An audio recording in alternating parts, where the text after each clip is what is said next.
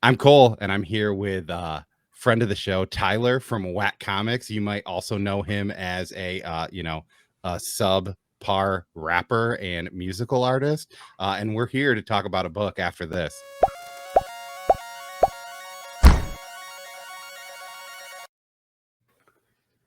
Sorry, I called you subpar. That was probably When you said uncalled for. subpar, I thought you were going to say subpar comic reviewer, and then you said rapper. I was like, I mean, either way is fine. I just wasn't expecting rapper. The word I was looking for was amateur, and it took way too long for me to think about it. So subpar came out. So sorry about that. Champion rapper works too. Yeah.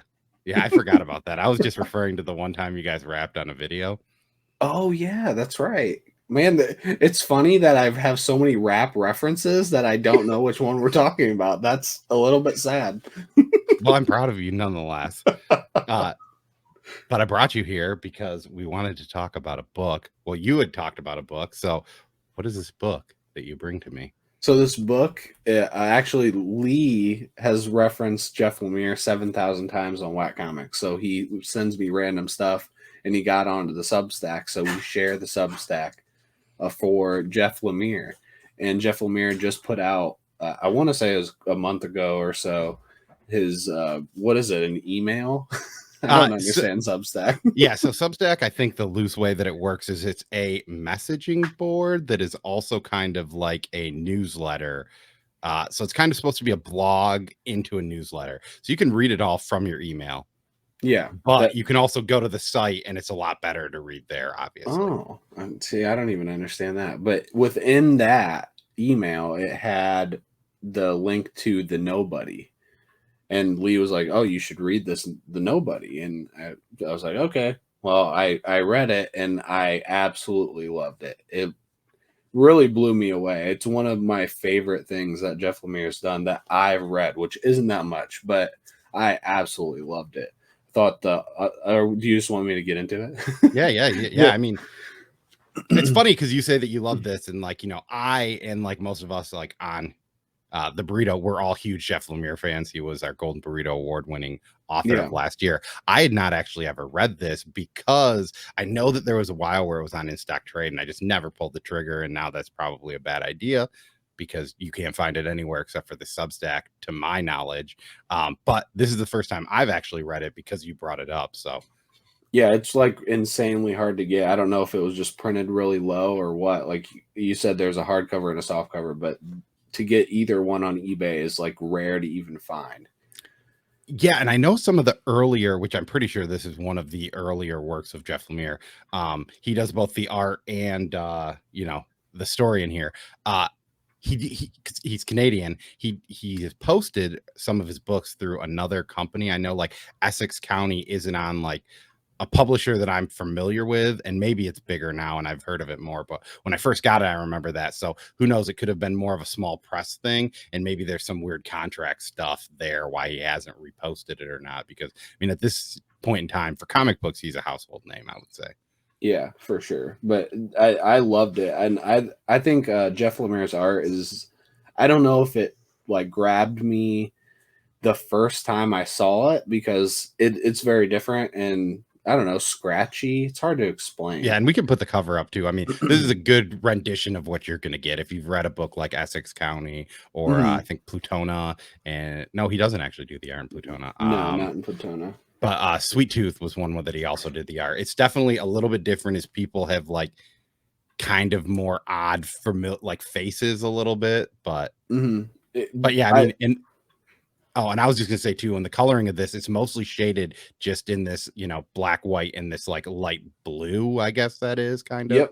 Yep, just blue and gray basically. But it's so good. Like I think once I read, I don't know if he does it on purpose, but he writes himself, I think, perfectly to draw it. Yeah.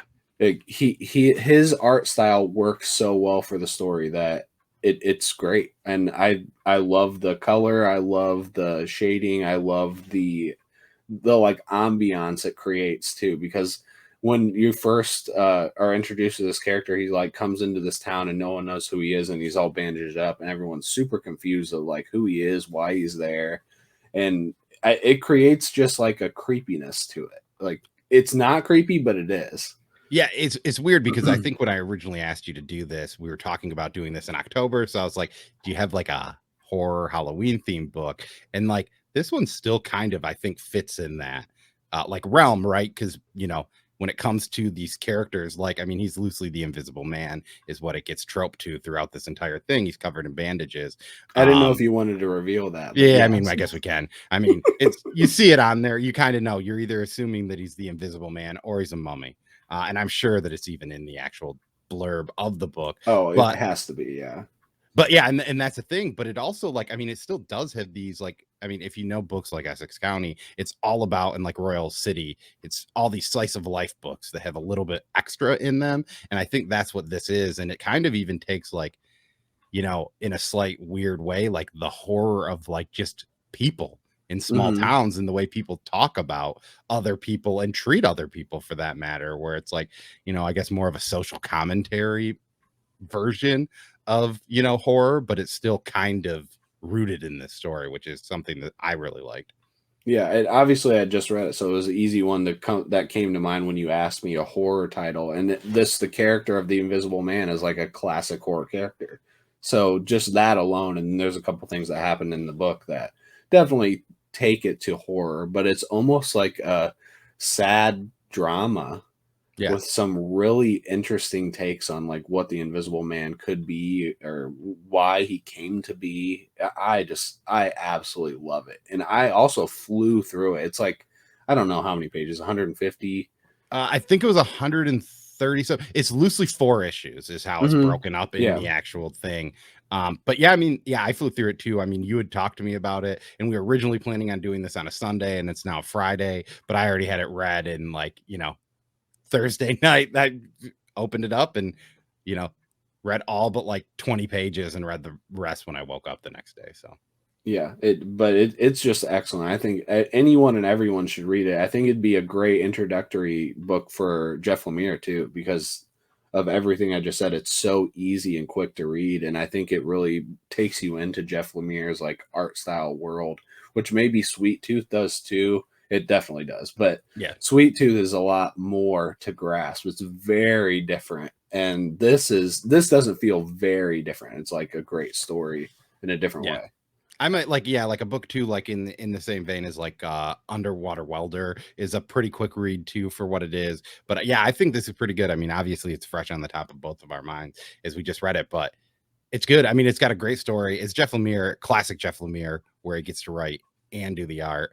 I mean, the unfortunate thing is that you can only get this on Substack, but I think if you got like signed up for Substack right now, paid 1 month, you get this trade for $7 or whatever it costs for a month. And I'd be willing to say that for a digital trade, this is probably worth $7 because I see myself rereading this a few more times throughout, the life of this tablet that I have.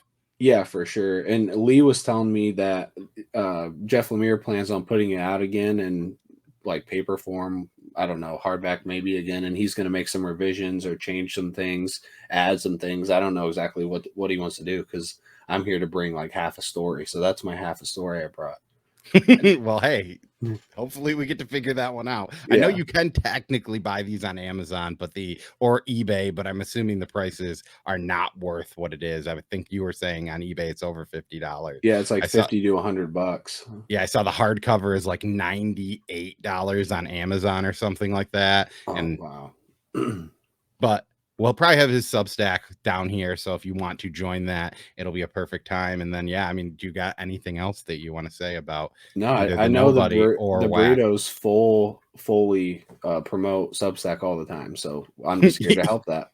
Yeah, yeah. It's something that we're I mean, Nick does love the Scott Snyder one. He's been taking the classes so that he doesn't have to come once a month to our This Week in Comics show. Yeah. No, But that's it. Come check us out on Watt Comics. We do the exact same thing the burritos do, but just in a different way. But it's the same. loosely, yeah. And the Yeah. links to that will be down here too. So thanks again for joining me, Tyler. I'm Cole. And I'm a daddy. Bye.